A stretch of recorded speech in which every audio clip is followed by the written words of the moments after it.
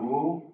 Nous voici au Châtelard avec Michel, Édouard, Olivier et moi Jean-Marc en ce samedi saint pour lire l'évangile qui nous sera proposé à la célébration de ce soir. L'évangile dans Saint Matthieu.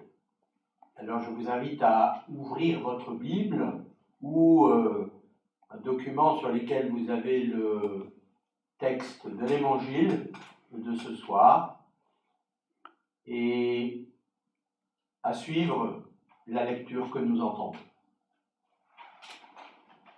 Après le jour du sabbat, comme le premier jour de la semaine commençait à poindre, Marie de Magdala et l'autre Marie vinrent visiter le sépulcre. Et voilà qu'il se fit un grand tremblement de terre. L'ange du Seigneur descendit du ciel et vint rouler la pierre sur laquelle il s'assit. Il avait l'aspect de l'éclair et sa robe était blanche comme neige. À sa vue, les gardes tressaillirent d'effroi et devinrent comme morts. Mais l'ange prit la parole et dit aux femmes : « Ne craignez point, vous, je sais bien que vous cherchez Jésus, le crucifié. Il n'est pas ici, car il est ressuscité comme il l'avait dit. Venez voir le lieu où il gisait, et vite, allez dire à ses disciples : il est ressuscité d'entre les morts, et voilà qu'il vous précède en Galilée. C'est là que vous le verrez. Voilà, je vous l'ai dit. » Quittant vite le tombeau, tout émue et pleine de joie, elles coururent porter la nouvelle à ses disciples. Et voici que Jésus vint à leur rencontre. « Je vous salue, dit-il. » Et elles de s'approcher et d'étreindre ses pieds en se prosternant devant lui. Alors Jésus leur dit : « Ne craignez point, allez annoncer à mes frères qu'ils doivent partir pour la Galilée, et là ils me verront. »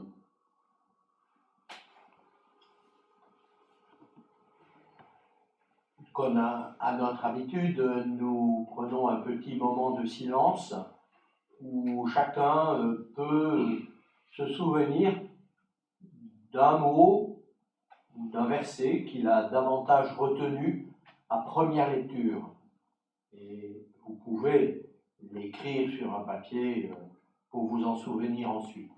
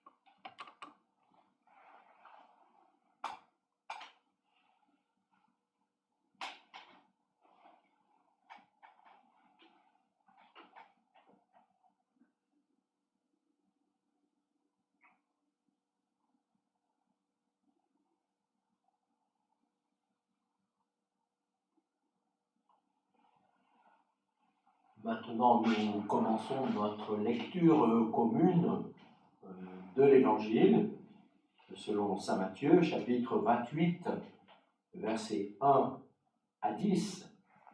Un peu comme cela nous vient, nous prenons la parole l'un l'autre, et vous-même, vous pouvez aussi vous intégrer à cette lecture à votre manière, en notant l'un ou l'autre point, ou en soulignant des choses que nous évoquons, ou bien que vous, vous sentez davantage.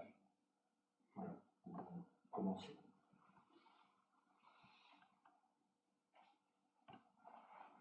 Alors je commencerai par le tout début, verset 1.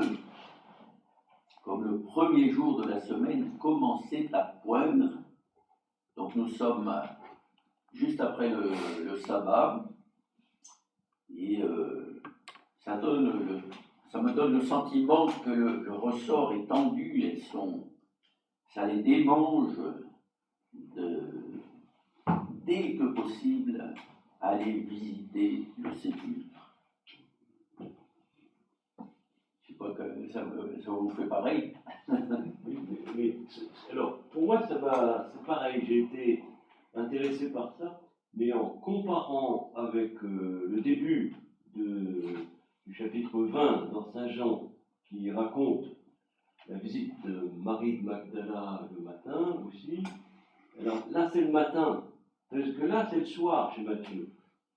Le jour du sabbat, le nouveau jour, il commence au moment où se lève l'étoile du soir, quoi. Et donc là, c'est au début de la nuit, alors que spontanément, on pense le matin. Ah, mais j'avais pensé le matin. Et oui, mais c'est habituellement. Et dans Saint Jean, c'est ça. C'est à l'aube, alors que le jour commençait à poindre. Tandis que là, l'expression qui est indiquée, c'est dans le monde juif, le jour du sabbat se termine et l'autre jour commence, le jour suivant commence au lever, à la tombée de la nuit, quoi. Au coucher du soleil. Au coucher du soleil, voilà. Au coucher du soleil.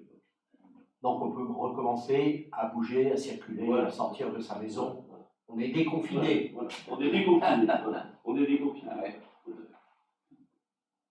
Alors du coup, ce que ça m'a évoqué, c'est qu'il y a toute la nuit, quoi.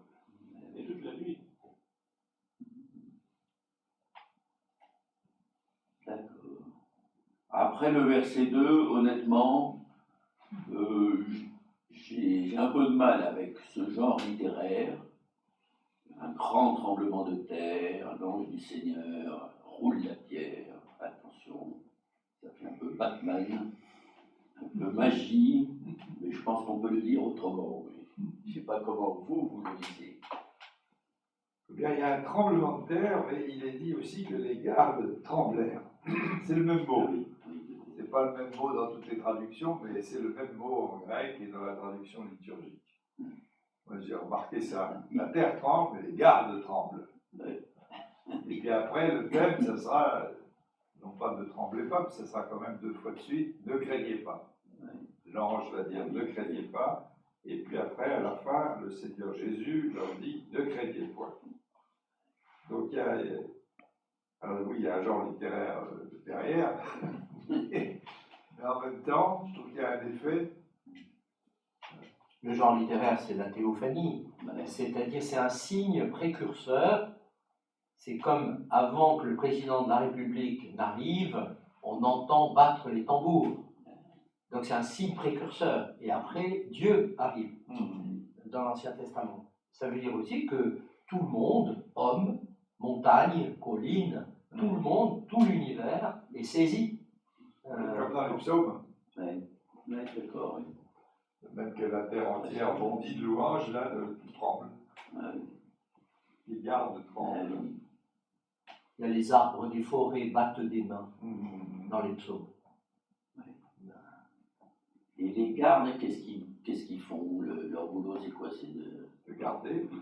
garder quoi? Et bien la tombe C'est la pour prison que d'Henri. les amis de Jésus ne viennent pas enlever son corps et dire qu'il est ressuscité. Il y a juste avant, dans l'Évangile, Ils ont demandé une garde des Juifs pour qu'ils ne racontent pas des histoires.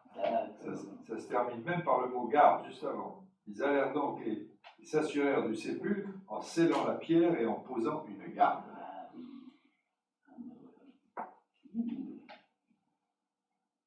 C'est merveilleux. Alors les gardes tremblent. Pour revenir aux genres littéraires, qu'on continue. En fait, dans ce récit, il y a trois fois l'annonce de la résurrection. Premièrement, c'est-à-dire de la victoire sur la mort. Premièrement, il y a cet ange du Seigneur qui s'assoit sur la pierre qui bloquait le tombeau. Première chose. Deuxièmement, l'ange du Seigneur qui annonce il n'est pas là, celui qui était mort, il n'est pas là parce qu'il est vivant, il est ailleurs. Et troisièmement, il y a Jésus lui-même qui dit n'ayez pas peur, allez annoncer. Et donc il y a 3 fois, et dans le genre littéraire qui est là, dans la rhétorique biblique, la répétition, elle a pour fonction de signaler que c'est important, on insiste sur ce qui est important, la mort est vaincue. Deuxièmement, elle précise les choses, et troisième, par exemple, la précision, c'est mes frères. C'est la première fois qu'il dit ça dans l'évangile. Et puis la troisième chose, troisième fonction de la répétition, c'est de totaliser l'ensemble de l'événement. Il y a aussi une répétition, c'est Galilée. Oui. Vous précède en Galilée. Ils doivent partir pour la Galilée. Verset. Et bien 2 fois. Le premier, c'est au verset, je ne peux pas lire les chiffres, là, c'est 7, et à la fin, le 10. Voilà, c'est là que ça se passe. Et il y a encore une autre répétition, c'est ne craignez point. Alors, verset 5, c'est l'ange qui dit aux femmes ne craignez point. Et ensuite, au verset 10, c'est Jésus qui leur dit ne craignez point. Et cette parole rappelle la parole de l'Exode. C'est la 3e lecture proposée pour la Vigile pascale, l'Exode chapitre 14. Alors, il est dit, c'est Moïse qui dit au peuple, ne craignez point, tenez ferme. Donc, ça c'est un point essentiel de la foi. Ne craignez point, tenez ferme. Et cela vis-à-vis, pour les Hébreux de l'Exode, de la servitude d'Égypte, de la crainte des cavaliers de Pharaon qui arrivent. Vont-ils nous tomber dessus? Alors, on pourrait dire que pour nous aujourd'hui, ce ne sont plus les cavaliers des Égyptiens, mais soit le virus, il arrive, on ne sait pas où il est, ou plus largement finalement l'angoisse, le travail de l'angoisse qui nous fait peur, qui nous ligote, qui nous tétanise, et le Seigneur dit ne craignez point. C'est la parole, puisqu'on célèbre, on se souvient de la mort du pape Jean-Paul II, sa première parole a été n'ayez pas peur. C'est cette parole. Et l'ange, il rajoute un mot, c'est vous, ne craignez point vous. Alors je me suis dit, et Tintin pour les gardes, c'est pas pour vous. Tremble.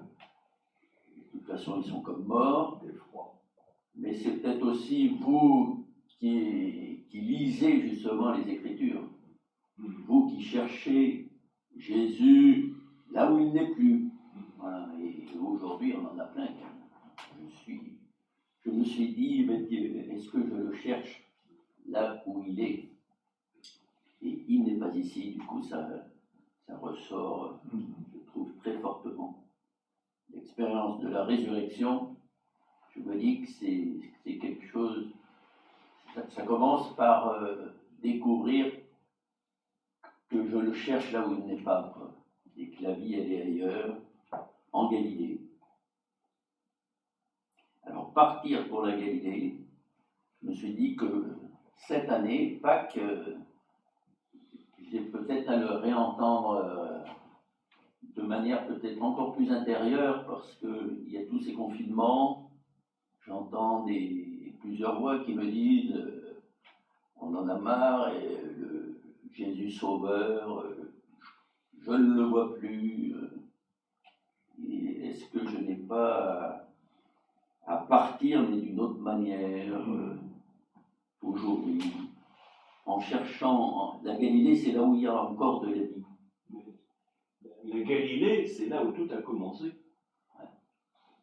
C'est-à-dire, allez, relisez toute l'histoire que nous avons vécue ensemble pour retrouver l'origine, et c'est de là que ça va repartir.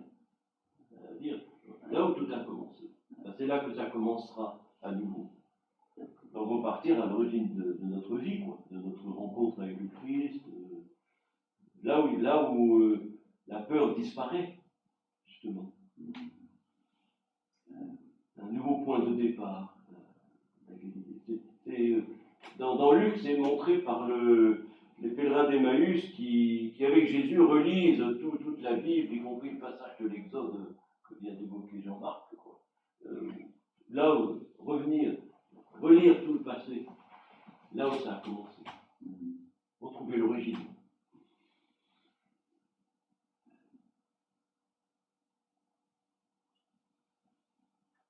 Donc il y avait du tremblement au départ, puis ensuite ça glisse vers ne craignez pas, mais il y a aussi le mot joie. Tout ému et plein de joie. C'est un mot nouveau qui arrive là, avec l'évocation de la Galilée, mais la joie. La joie, c'est aussi l'évocation de la victoire de Dieu sur la mort, de la victoire de Dieu sur Satan, l'ennemi, enfin, la destruction du Christ, du Seigneur, du Fils. Donc,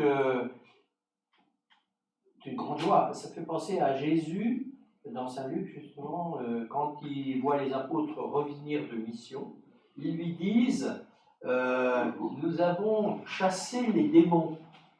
Alors, c'est là que Jésus, exultant de joie, leur dit rendez grâce à Dieu. Rendez grâce non pas seulement que vous avez chassé les démons, mais que vos noms sont inscrits dans les cieux.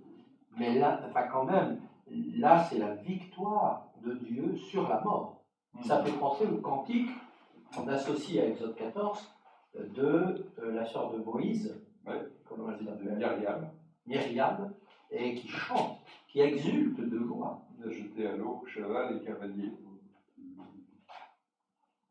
C'est-à-dire, oui, c'est la révélation de cette victoire, qui était déjà là, mais qui n'était pas encore perçue, vue.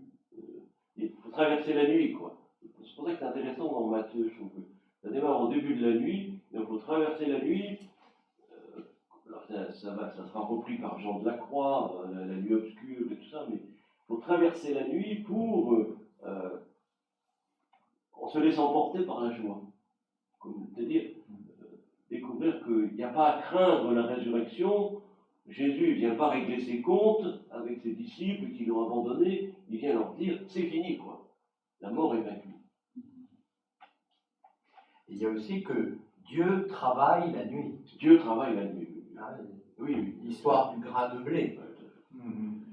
L'histoire du grain de blé que vous trouverez parmi les textes proposés, texte du Père Barillon, dont le grain de blé semé en terre, donc c'est la traversée du mystère pascal figuré.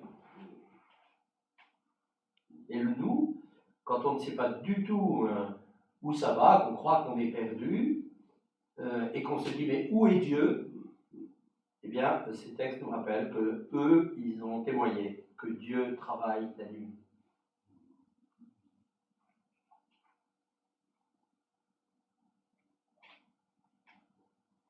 Il y a un mot aussi qui m'a surpris, c'est vite. Oui, il revient 2 fois au moins. Allez dire à ses disciples, verset 7 et verset 8, qui dans vite le tombeau. Il y a quelque chose d'une urgence. Parce que bon, il aurait pu leur dire, mais prenez votre temps. Allez vite dire à ses disciples. Voilà. Il y a quelque chose. C'est un peu comme. Il y a des moments, il y a des choses qui nous attachent, qui nous paraissent lourdes. Et puis tout d'un coup, il se passe je ne sais trop quoi et j'y vais. Et il y a quelque chose difficile à dire, mais je sens très bien que dans la vie quotidienne, j'ai des moments où je me dis j'ai pas envie d'y aller, j'ai pas envie d'y aller, j'ai pas envie d'y aller. Et puis il se passe un mot, une parole et ça part. Ce qui se passe, c'est aussi quelque chose de la conversion. Parce que je pense à Zachée, c'est le vite. Dans Luc chapitre 19, Zachée, le Seigneur lui dit en passant, Zachée, descends vite. Donc là-bas, là, c'est l'ange qui dit vite. Ici, c'est le Seigneur, Jésus qui dit à Zachée, vite. Il me faut aujourd'hui demeurer chez toi. Et vite, il descendit et le reçut avec joie. Donc là, pareil, l'ange dit vite, et puis les femmes, vite, elles quittent. Mais la joie, il le reçut avec joie, c'est ce lieu caché, on pourrait dire, il n'est pas forcément dans la nuit, mais il est caché de la conversion. C'est-à-dire du moment où quelque chose le touche très profondément et surgit le mouvement. Dans ce cas. Vite, c'est aussi une manière de rappeler que avec la résurrection, Jésus est sorti du temps et de l'espace. Et il est à la fois ici, devant elle, et en Galilée. Jésus, le ressuscité, n'est plus contenu dans l'espace et dans le temps qui sont les nôtres. Donc vite, c'est l'imminence, c'est maintenant, quoi. C'est pas hier ou demain, c'est maintenant, quoi. Ça dit l'imminence de l'événement, quoi. On est sorti du temps, on est sorti de la lenteur du temps. On y est, on est dans, ça y est, il est là. C'est présent. On est dans le présent, quelque chose qui est du côté de l'éternité, avec vite. C'est pareil, Marie elle se lève en hâte pour aller annoncer. C'est la même chose, c'est le même mouvement de joie qui dit l'immédiateté de l'événement. Ça va avec la joie, au fond. Voilà, ça va avec la joie. Bah oui, parce que dans la tradition spirituelle de l'Église, et chez Saint Ignace, on appelle ça la consolation. Exactement. C'est la consolation qui pousse à parler et à bouger, À se lever, à se lever. À se lever. à aller vers les frères, à annoncer. C'est pas de la précipitation. Voilà. C'est pas la précipitation. C'est le mouvement intérieur de la joie qui ne peut pas s'en venir.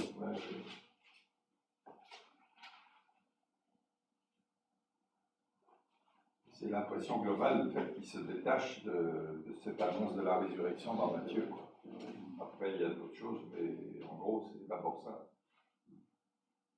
Une espèce d'explosion, là. Quelque chose qui s'ouvre, qui explose, qui bouge.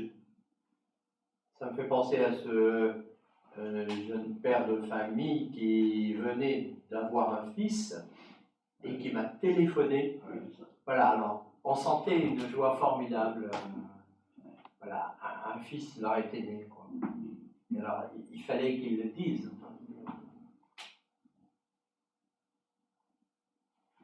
Oui, la joie ne supporte pas de délai, quoi. Elle courut porter la nouvelle à ses disciples. Elle courut porter la nouvelle à ses disciples.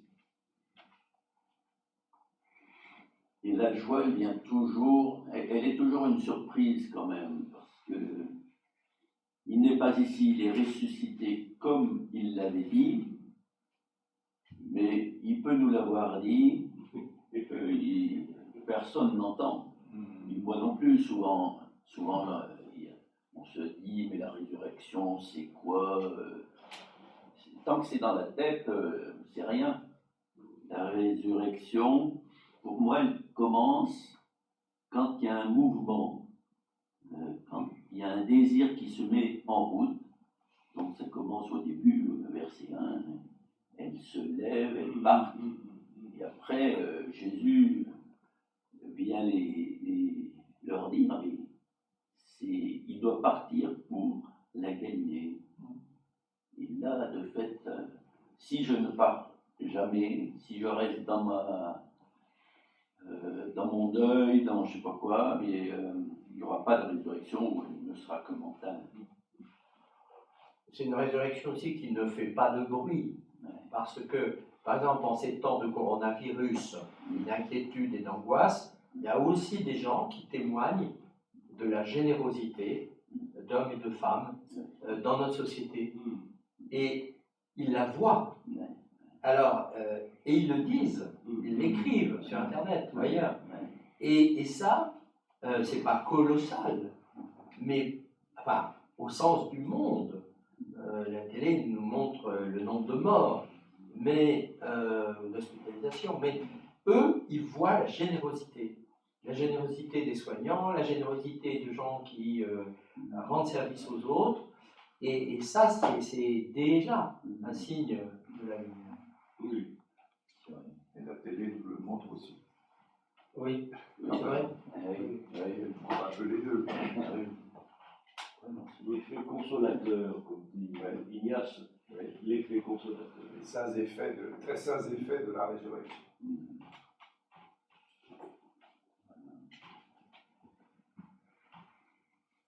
Voilà, nous allons arrêter maintenant notre lecture pour vous inviter vous-même, après nous avoir entendus, peut-être à reprendre l'un ou l'autre point de l'Évangile lui-même, peut-être écrire un ou deux ou trois versets ou mots, on en a évoqué plusieurs, et prendre le temps de prier tranquillement, ou de méditer, ou de ruminer ces passages. Et nous vous retrouverons demain, dimanche de Pâques, matin, avec ce même groupe de partage à votre disposition pour vous aider dans ce triduum. À demain.